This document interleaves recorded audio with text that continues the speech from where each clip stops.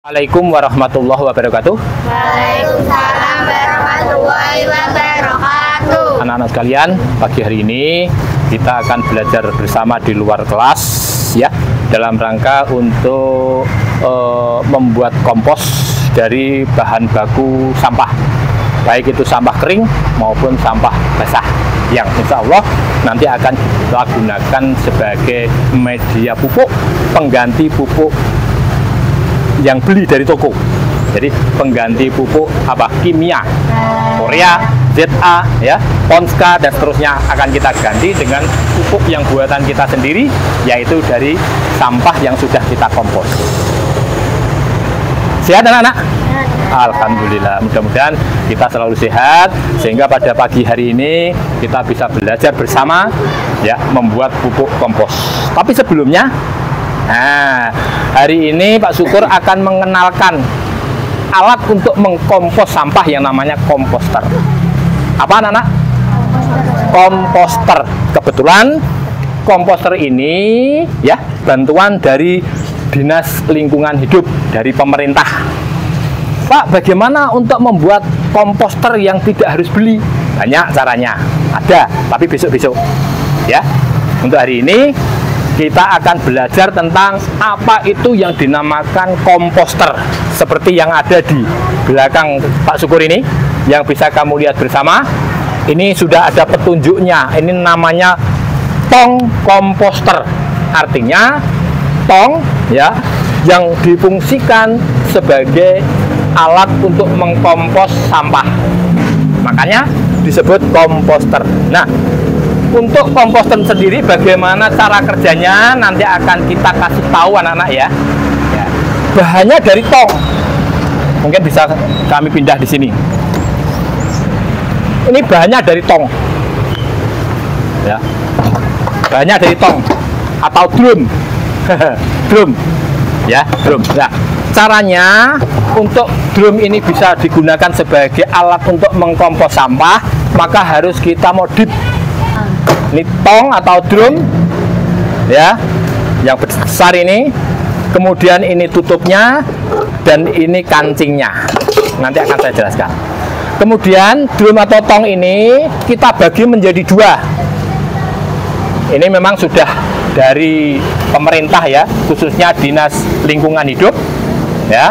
Ini dari Dinas Lingkungan Hidup. Jadi di sini ada Dinas Lingkungan Hidup Kabupaten Bojonegoro, ini bantuan anak-anak ya. Tapi cara membuatnya dan cara penggunaannya kita harus tahu loh ya. Saya ulang, drum ini kita harus bagi dua. Ada yang di bawah, sebagian lagi ada yang di atas. Nah, antara bawah dan atas itu ada sekatnya. Sekatnya harus dikasih lubang-lubang. Bisa dilihat. Lubang kecil, lubang kecil, lubang kecil. Dilubangi. Sekatnya bahannya dari apa? Bisa itu dari kayu kalau kita, bisa itu dari plastik ya, bisa itu dari aluminium seperti ini ya, atau mungkin bisa dari karet. Apapun bisa digunakan selama itu bisa membuat pembatas antara sekat atas dan sekat bawah. Kemudian di antara sekat atas dan bawah harus ada rongga pori-porinya atau ada lubangan-lubangan kecil. Nah, seperti ini. Bisa dipahami? Oke. Jadi, tong yang kita gunakan sebagai komposter ini tidak utuh jadi satu, tapi kita sekat menjadi dua bagian.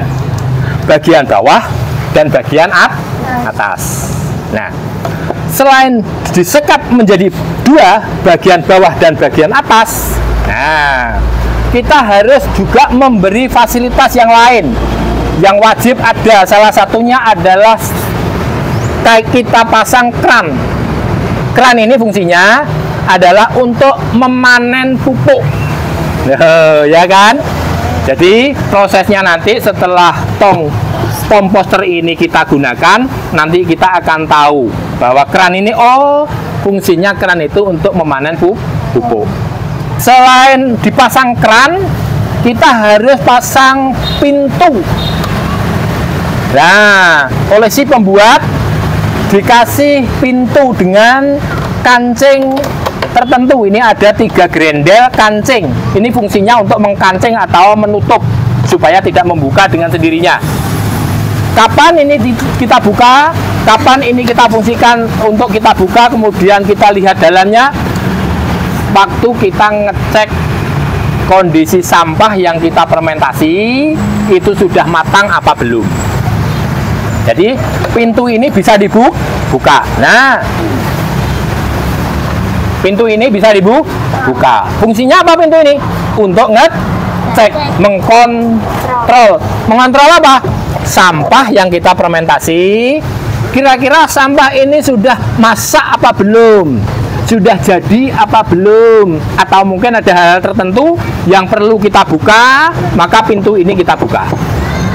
Selain itu yang paling utama, nah, pintu ini berfungsi, ini paling utama.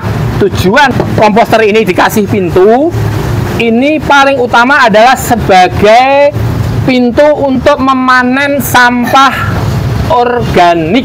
Jadi ini dikasih pintu, fungsinya sebagai tempat untuk mengambil atau memanen sampah yang sudah kita fermentasi ini bila mana sudah jadi. Jadi tidak dari atas, manennya dari pintu ini kita buka. Kemudian sampah yang sudah jadi pupuk itu tadi kita ambil, kemudian kita wadahi bak dan bisa kita aplikasikan pada tanaman kita. Seperti itu. Mungkin ini beberapa hal yang perlu kami jelaskan tentang galon atau drum komposter yang insya Allah nanti akan kita gunakan sebagai tempat untuk membuat kompos. Mungkin ada yang ditanyakan? Oke, tidak ada ya. Jadi saya ulangi, drum komposter ini dibagi menjadi berapa? 2. Yang atas digunakan untuk apa? Untuk yang atas digunakan untuk tampungan sampah. Jadi setiap hari, setiap pagi waktu setelah kita menyapu seperti tadi, sampah yang kita dapatkan kita masukkan lewat atas, lewat tutup ini. Ya, jadi nanti seperti itu. Kemudian setelah kita fermentasi, nanti prosesnya nanti akan muncul air lindinya. Air lindi itu adalah air yang berasal dari proses komposter. Jadi sampah yang dikompos itu akan muncul air lendinya atau air yang mengalir dengan sendirinya dari sampah-sampah tadi.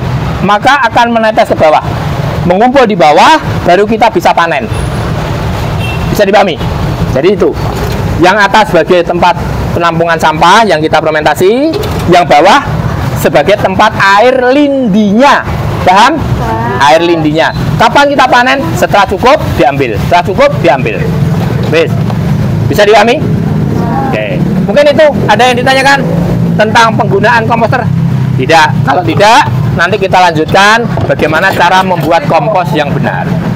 Kalau tidak ada yang ditanyakan, saya kira assalamualaikum warahmatullahi wabarakatuh.